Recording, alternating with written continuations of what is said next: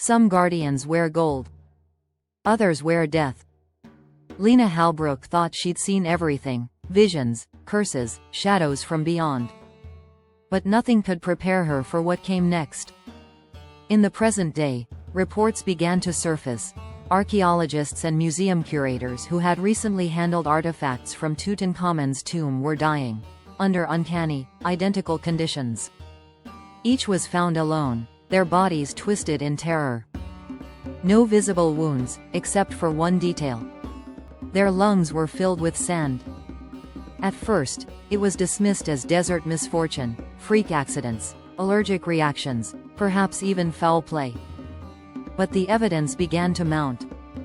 At one site in Saqqara, security footage showed a scholar running down a hallway in the middle of the night, screaming at something the camera couldn't see.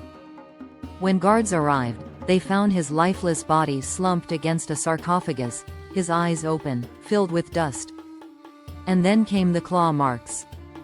Long, deep scratches, not made by tools or animals, but something eerily similar to jackal claws. The symbols of Anubis, the god of death and mummification, began appearing carved into stone walls, doors, and in one case, onto the body of a victim. Dr. Qasim was shaken. He confessed to Lena that there was an old Watcher legend, long considered symbolic rather than literal.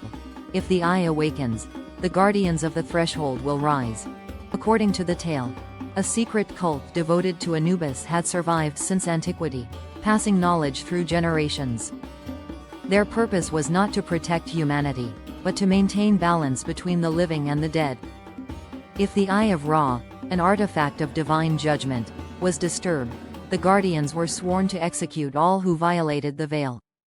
These guardians were not ghosts, not quite men either, ritual assassins, possibly possessed or mutated through ancient rites.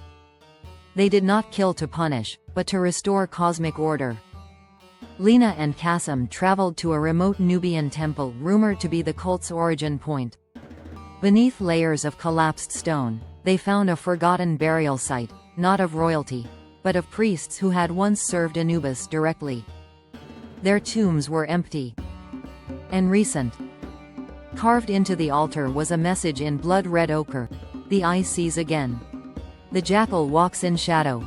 That night, Lena awoke to chanting. In her dream, she stood in a temple of blackened stone, surrounded by hooded figures. One removed his mask, and revealed the head of a jackal, eyes gleaming like obsidian fire. "You walk the path of the judged," it growled. "Your heart will be weighed.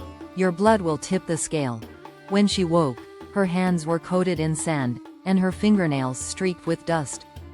Someone, or something, was crossing between worlds.